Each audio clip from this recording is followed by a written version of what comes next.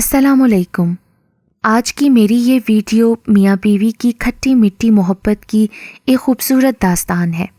کہانی شروع ہونے سے پہلے اگر آپ میرے چینل پر نیو ہیں تو اردو سینٹر پلس کو سبسکرائب کر کے بیل نوٹیفیکیشن کو آن کر دیں تاکہ آپ کو ملتی رہیں تمام چینل اپڈیٹس۔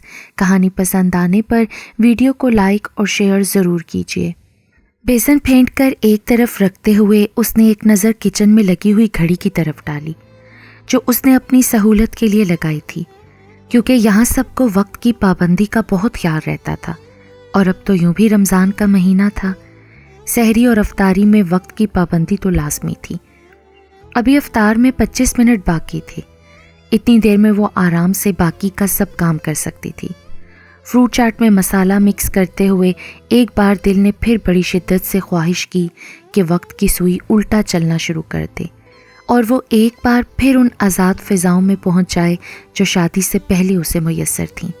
بے فکری کا وہ دور پھر سے لوٹ آئے جب دل پر کوئی بوجھ نہ تھا۔ زندگی آسمان کی بے کراں وسعتوں میں تیرتے پرندے کی طرح ہر پابندی سے آزاد تھی۔ ماں باپ کی بے پایاں محبت، بہن بھائیوں کا بے ریا پیار، دوستوں کی خاص سراہتی نظریں، اپنے ہونے کا غرور، برستی بارش کا سنگیت، پھولوں کی خوشبو، کیا نہیں تھا جو وہ اپنے پیچھے چھوڑ آئی تھی؟ کس کے لیے؟ اس سوال نے ایک بار پھر آنکھوں میں مرچیں سی بھر دیں۔ وہ آگ اگلتا لہجہ، وہ غصے کی انتہا سے چہرے کے بگڑے ہوئے نقوش جیسے ایک بار پھر نظروں کے سامنے آ گئے۔ ہاں، مجھے زویا سے محبت تھی، ہے اور ہمیشہ رہے گی۔ وہ پلک جھپکے بنا اس کی طرف دیکھتی رہ گئی تھی، اور وہ اسی تیش کے عالم میں اپنے کپڑے اٹھا اٹھا کر الماری میں رکھ رہا تھا۔ براؤن جلد والی ڈائری اٹھا کر وہ ایک بار پھر اس کی طرف مڑا۔ آئندہ میری جاسوسی کرنے کی کوشش نہ کرنا، ورنہ… ادھورے جملے میں کون سی دھمکی پوشیدہ تھی، اس طرف تو اس کا دھیان گیا ہی نہیں۔ وہ تو بس اپنے آپ کو ٹوٹتے بکھرتے کرچی کرچی ہوتے دیکھ رہی تھی اور سوچ رہی تھی کہ اس بکھرے وجود کو کیسے سمیٹ پائے گی، کیونکہ سمیٹنا تو بہرحال تھا کہ اب اس وجود میں کسی ننھے وجود کی کومل سانسیں بھی شامل ہو چکی تھیں، اور یہی خبر دینے کے لیے تو وہ بڑے اہتمام سے تیار ہو رہی تھی کہ الماری کے اوپری خانے سے نہ جانے کیسے وہ براؤن ڈائری پھسل کر نیچے آ گری اور کئی لفافے اطراف میں بکھر گئے۔ سوکھے ہوئے پھولوں کی پراسرار سی خوشبو نے جیسے سارے ماحول کو اپنے سحر میں لے لیا۔ پل بھر میں سب کچھ بدل گیا۔ خوشی کے دیے کی ننھی سی جھلملاہٹ دبیس کٹہرے میں گم ہو گئی۔ ڈائری کا ایک ایک لفظ جذبوں کی شدتوں کا آمین تھا، اور گلابی لفافوں میں رکھے خطوط ان شدتوں کا جواب تھے۔ ہر جملے سے ایک دوسرے کو پا لینے کی تڑپ عیاں تھی، اور ہر سوکھا ہوا پھول ساتھ گزارے گئے لمحوں کا گواہ تھا۔ ڈائری کے کور میں رکھی تصویر میں ایک عام سی شکل کی لڑکی گویا آنکھوں ہی آنکھوں میں اسے چیلنج کر رہی تھی۔ اسے ایسا محسوس ہوا جیسے تن من میں جوالا مکھی سی پھوٹ پڑی ہو۔ کاندھے پر سر رکھ کر دھیمی آواز میں آنے والی خوشی کی خبر سب سے پہلے اپنے جیون ساتھی کو سنانے کی خواہش دل میں اٹھنے والے طوفان کی نظر ہو گئی۔ اپنی تذلیل کے احساس نے آنکھوں میں آئے آنسو خشک کر دیے۔ اسے اپنی ہستی اس گھر میں پڑے فرنیچر کی طرح محض ضرورت پوری کرنے کا ذریعہ محسوس ہوئی، اور آنے والی زندگی صرف سمجھوتا۔ اور ایسے میں جب وہ کمرے میں داخل ہوا تو اس کا پرسکون چہرہ دیکھ کر اس پر ایک جنونی کیفیت طاری ہو گئی تھی۔ ڈائری اٹھا کر اس کی طرف پھینکتے ہوئے وہ کیا کچھ کہہ رہی تھی خود اسے بھی پتہ نہ تھا۔ الماری سے کپڑے نکال نکال کر کمرے میں بکھیرتے ہوئے اسے قطعی احساس نہ تھا کہ وہ کیا کر رہی ہے۔ نہ جانے کب تک وہ اس عالم میں رہتی کہ وہ کرخت آواز ہتھوڑا بن کر اس کے حواسوں پر پڑی، اور وہ یوں ساکت ہو گئی جیسے اچانک اس کے وجود سے روح کھینچ لی گئی ہو۔ ہاں، مجھے زویا سے محبت تھی، ہے اور ہمیشہ رہے گی۔ وہ لہجہ، وہ آنکھیں اسے کانچ کی طرح کرچی کرچی کر گئیں۔ رمضان کا مہینہ تو سب کے لیے برکتیں اور رحمتیں لے کر آتا ہے۔ اس ماہ مبارک میں میرا اللہ مجھ سے بے نیاز نہیں رہ سکتا۔ میرے لیے بھی اس کے خزانے میں خوشی اور اطمینان کے لمحے ضرور ہوں گے، بس مجھے صبر سے انتظار کرنا چاہیے۔ بالوں کو اچھی طرح دوپٹے سے ڈھانپتے ہوئے اس نے خود کو تسلی دی اور پورے خلوص دل سے نماز کی ادائیگی کے لیے کھڑی ہو گئی۔ اس روز کے بعد ان دونوں میں کوئی بات نہیں ہوئی تھی۔ گھر والوں کے سامنے وہ ضرورت کے تحت بات ضرور کر لیتے تھے، مگر تنہائی میں اجنبیت کی جو دیوار ان کے درمیان اٹھ کھڑی ہوئی تھی، اسے گرانے کے لیے وہ دونوں ہی آمادہ نہ تھے۔ افطار کے بعد جب تک وہ سب کو چائے دے کر فارغ ہوتی، وہ نماز اور تراویح کے لیے جا چکا ہوتا، اور جب واپس آتا تو خاموشی سے کھانا کھا کر اپنے کمرے میں چلا جاتا، اور جب وہ کچن کے کاموں اور نماز عشاء سے فارغ ہو کر آتی تو وہ تکیہ منہ پر رکھے سو رہا ہوتا۔ کیا پتہ سو رہے ہیں یا پرانی یادوں میں گم ہیں، وہ جل کر سوچتی، اور اپنا دھیان بٹانے کے لیے اس کے بارے میں سوچنا شروع کر دیتی جس کے آنے کی خبر اس کے سوا ابھی کسی اور کو نہیں ہوئی تھی۔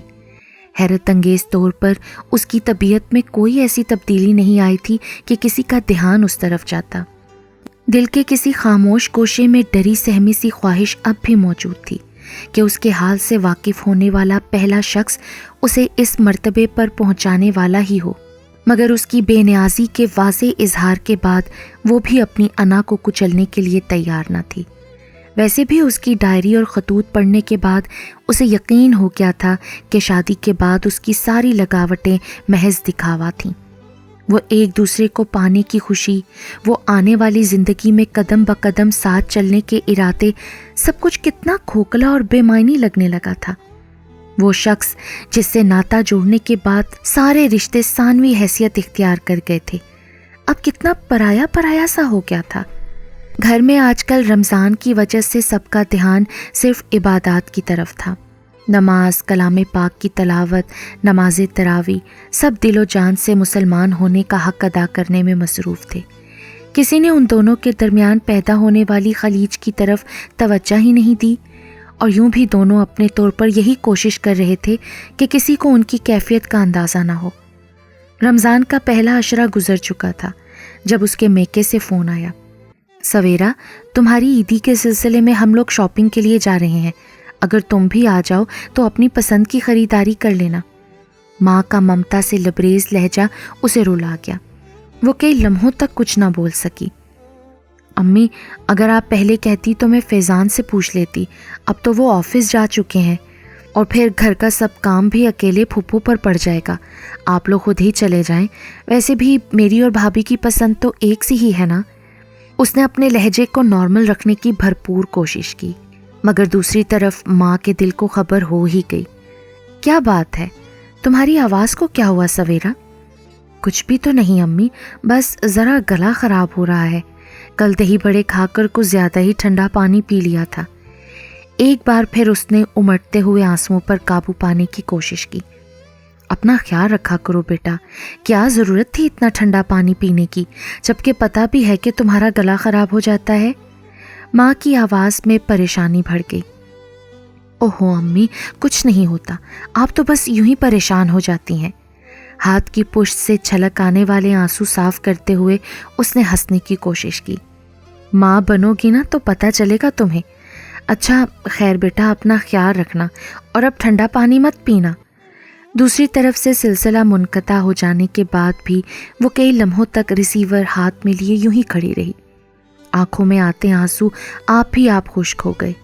دل پر چھایا اداسی کا بادل جیسے کسی نے اپنے ننھے منھے ہاتھوں سے ہٹا دیا۔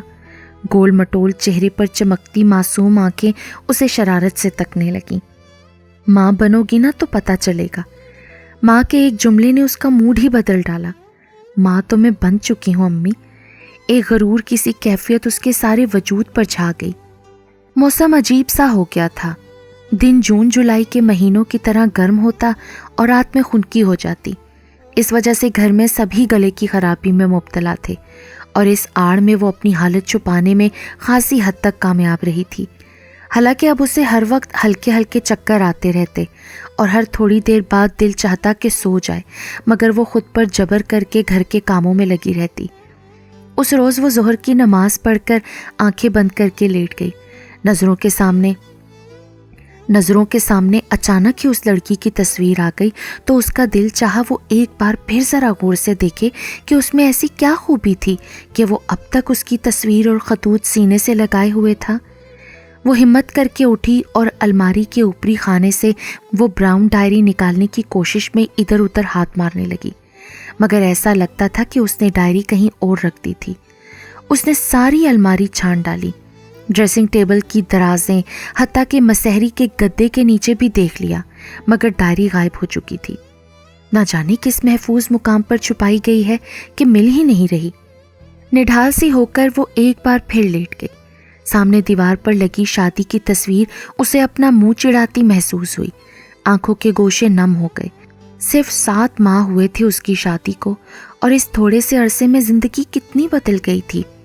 پھوپھو نے بڑی محبت سے فیضان کے لیے اس کا ہاتھ مانگا تھا، تو گھر میں کتنے دنوں تک بحث ہوتی رہی تھی، کیونکہ امی کی مرضی تھی کہ وہ اپنے بھتیجے سے سویرا کی شادی کریں۔ پچھلے دنوں جب وہ سعودی عرب سے 1 ماہ کے لیے آیا ہوا تھا تو انہوں نے دل ہی دل میں ارادہ کر لیا تھا۔ ان لوگوں کا جھکاؤ بھی واضح طور پر نظر آ رہا تھا، اور جب اچانک فیضان کا رشتہ آیا تو ان کے لیے فیصلہ کرنا مشکل ہو گیا۔ مگر فیضان تعلیمی لحاظ سے بہت بہتر تھا، اور پھر بیٹی بھی ان کے قریب ہی رہتی، لہٰذا بھائی کی وجہ سے دل پر کسی حد تک جبر تو کرنا پڑا، مگر پھر فیضان کے حق میں ہاں کہنا ہی مناسب لگا۔ وہ بھی شروع میں خاموش سی ہو گئی تھی، آنکھیں ہر وقت روئی روئی سی لگتیں، مگر جیسے جیسے گھر میں شادی کی تیاریاں شروع ہوئیں وہ بھی اس خوبصورت چہل پہل کا حصہ بن گئی۔ ہونٹوں پر شرمگی مسکراہٹ رہنے لگی، آنکھوں میں کبھی اپنوں سے بچھڑنے کا دکھ پانی بن کر تیرنے لگتا، اور کبھی آنے والی زندگی کے خواب سنہری شمعوں کی طرح روشن ہو جاتے۔ شادی کے بعد اسے اندازہ ہوا کہ فیضان خاصی سنجیدہ طبیعت کا مالک ہے۔ چاہتوں کا اظہار، آئندہ زندگی کے منصوبے اور شریک زندگی کے طور پر اس کی خوبیوں کا اعتراف، سب کچھ تھا، مگر ذرا لیے دیے انداز میں۔ مگر پھوپھو کے گھر کا ماحول بھی کچھ ایسا ہی تھا، لہٰذا اس نے شادی کے اولین شب و روز کے بارے میں سنے ہوئے قصوں کے برخلاف اپنے شوہر کے برتاؤ کو خوشدلی سے قبول کر لیا تھا۔ یہ تو اب اسے احساس ہو رہا تھا کہ اس روکھے پھیکے انداز محبت کے پیچھے کون سی کہانی تھی۔ بیتی محبتوں کے دکھ بھلائے ہوتے نا تو نئی زندگی کی ابتدا خوشی سے کرتے۔ اس نے دکھے دل سے سوچا اور کچھ دیر سونے کے ارادے سے آنکھیں بند کر لیں۔ وہ آفس جانے سے پہلے حسب معمول پھوپھو کے پاس گیا تو انہوں نے ہاتھ پکڑ کر اسے اپنے پاس بٹھا لیا۔ کچھ خبر بھی ہے؟ آج رمضان کی کیا تاریخ ہو گئی؟ تم دونوں کی یہ پہلی عید ہے بیٹا، تم آخر سویرا کو عید کے کپڑے وغیرہ دلوانے کب لے کر جاؤ گے؟ ان کے سوال پر اس نے چور نظروں سے سویرا کی طرف دیکھا، جو خود بھی پھوپھو کی طرف متوجہ ہو چکی تھی۔ عید کے کپڑے تو امی کے گھر سے آئیں گے، اور باقی سب چیزیں بھی بھابھی لانے کا کہہ رہی تھیں۔ اس نے جیسے فیضان کے ساتھ شاپنگ پر نہ جانے کا جواز پہلے ہی سے سوچ رکھا تھا۔ وہ تو دستور کے مطابق تمہارے میکے سے عیدی آئے گی بیٹا، مگر ہمارے بھی تو ارمان ہے نا، تمہاری پہلی عید ہے سسرال میں، کیا ہم تمہارے لیے کچھ بھی نہیں بنائیں گے؟ پھوپھو کا انداز ایسا تھا کہ وہ خاموش ہو گئی۔ اچھا تو پھر میں آفس سے 1 بجے تک آ جاؤں گا، تم تیار رہنا سویرا۔ فیضان کے جانے کے بعد وہ کتنی دیر تک سوچوں میں گم رہی۔ اس طرح کی زندگی تو اس کے خواب و خیال میں بھی نہ تھی۔ ماں کی تربیت نے اس کی شخصیت کو ایک ایسے روپ میں ڈھالا تھا کہ وہ ہر طرح کے حالات میں گزارا کر سکتی تھی، مگر اس طرح ایک انچاہی ہستی بن کر رہنا کتنا مشکل تھا، اس کا ادراک اسے اب ہو رہا تھا۔ ایسی زندگی جینا کسی امتحان سے کم تو نہیں ہے۔ بے دلی سے تیار ہوتے ہوئے وہ یہی سوچے جا رہی تھی۔ شاپنگ کے دوران بھی وہ زیادہ تر خاموش ہی رہی، اور وہ بھی اس سے پوچھے بغیر اپنی پسند سے چیزیں خریدتا رہا۔ بوتیک سے مہنگے سوٹ، میچنگ شوز، کانچ کی رنگ برنگی چوڑیاں، کاسمیٹکس، ایسا لگ رہا تھا جیسے وہ بے تحاشا خریداری کر کے اپنے ضمیر کا بوجھ کم کرنے کی کوشش کر رہا ہو۔ تھکن سے چور اپنے چکراتے وجود کو سنبھالے وہ اس کے پیچھے پیچھے چلتی رہی، اور وہ بھی ایسا بے نیاز بنا رہا جیسے اکیلے ہی آیا ہو۔ پھر اچانک ہی شاید اس کی نظر اس کے زرد ہوتے ہوئے چہرے پر پڑی تھی۔ تم گاڑی میں جا کر بیٹھو، میں بس ابھی آیا۔ یہ بھی غنیمت تھا کہ گاڑی قریب ہی تھی۔ اس نے دروازہ کھول کر اپنے آپ کو سیٹ پر گرا دیا اور آنکھیں بند کر لیں۔ اگر ہمت نہیں ہے تو روزے کیوں رکھ رہی ہو؟ ہاں؟ اس نے چونک کر آنکھیں کھولیں۔ وہ سرخ رنگ کا ایک خوبصورت سا پیکٹ گاڑی کے ڈیش بورڈ پر رکھتے ہوئے اس سے مخاطب تھا۔ پل بھر کو نظروں کا ٹکراؤ ہوا تو اسے ایسے لگا جیسے اس کی آنکھوں میں گہری تشویش ہو، مگر وہ بے نیازی سے گردن موڑ کر باہر کی طرف دیکھنے لگی۔ پھپھو کو سب چیزیں دکھاتے ہوئے اس نے بڑی مشکل سے خود کو سنبھالا ہوا تھا، حالانکہ دل تو یہی چاہ رہا تھا کہ سب چیزیں اٹھا کر پھینک دے، جبکہ وہ بڑے مگن انداز میں صوفے پر ٹانگیں پسارے بیٹھا تھا۔ سب چیزیں واپس شاپنگ بیگز میں رکھتے ہوئے اسے یاد آیا کہ وہ سرخ رنگ کا پیکٹ تو اس سامان میں تھا ہی نہیں، شاید وہ اس کے لیے لیا ہے۔ تصویر والی لڑکی کا خیال جلتے انگارے کی طرح اس کے وجود کو جلا گیا۔ 27ویں کی شب نور بن کے اتری تھی، زمین کا ذرہ ذرہ اس نور میں نہا رہا تھا۔ تسبیح و تلاوت سے ماحول پر ایک وجد سا طاری تھا۔ گھر کے سارے مرد سحری سے کچھ دیر پہلے ہی مسجد سے واپس آئے تھے۔ فیضان کو چائے دینے وہ کمرے میں آئی تو وہ آنکھیں بند کیے لیٹا تھا اور اس کے چہرے پر عجیب سا سکون تھا۔ خود وہ بھی رات بھر کی عبادت کے باوجود اپنے آپ کو فریش محسوس کر رہی تھی۔ چائے پی لیں، اس نے آہستہ سے کہا اور کپ سائڈ ٹیبل پر رکھ کر باہر آ گئی۔ فجر کی نماز فیضان نے گھر پر پڑھی اور پھر مسحری سے ٹیک لگا کر اسے نماز پڑھتے ہوئے دیکھنے لگا۔ دعا کے لیے اس کے ہاتھ کتنی ہی دیر تک اٹھے رہے، اور جب وہ چہرے پر ہاتھ پھیر کر پلٹی تو وہ بڑی نرم نرم نظروں سے اس کی طرف دیکھ رہا تھا۔ کیا مانگ رہی تھی؟ اس کے لہجے میں ایسی کوئی بات تو نہ تھی، مگر سویرا کی آنکھیں چھلک پڑی۔ دونوں ہاتھوں میں منہ چھپا کر وہ جیسے ان سارے دنوں کا ضبط کھو بیٹھی۔ سویرا، تم نے میری بات تو سنی ہوتی نا، مجھے صفائی کا موقع تو دیا ہوتا نا، اسے بازوؤں کے سہارے بستر تک لاتے ہوئے وہ دھیمی آواز میں کہہ رہا تھا۔ تم تو ایک دم ہی بے قابو ہو گئی تھی اور میری ذات پر ہر قسم کے الزامات لگا دیے۔ وہ اپنے ہاتھوں سے اس کی آنسو خشک کر رہا تھا۔ تم نے وہ ڈائری تو پڑھی، مگر اس پر لکھی تاریخیں نہیں دیکھی؟ ارے پاگل، وہ تو جب میں انٹر میں تھا تب سب دوستوں کے اکسانے پر پڑوس میں رہنے والی لڑکیوں میں جس نے پہلی لفٹ کرائی اس سے یہ سلسلہ شروع ہو گیا تھا، اور جب ابا جان کی ڈانٹ پڑی تو فوری طور پر ختم بھی ہو گیا تھا۔ وہ تو اس زمانے کی یادگار کے طور پر وہ ڈائری رکھی گئی تھی، اور تم نے مجھے اتنا برا بھلا کہا کہ میں بھی اپنے آپے سے باہر ہو گیا۔ بھیگی بھیگی آنکھوں میں بے یقینی لیے وہ اب ماننے کو تیار نہ تھی۔ یقین کرو، وہ لوگ تو تھوڑے عرصے بعد ہی یہاں سے چلے گئے تھے اور پھر کبھی ملاقات نہیں ہوئی۔ اب اس کا لہجہ التجا آمیز ہو گیا تھا۔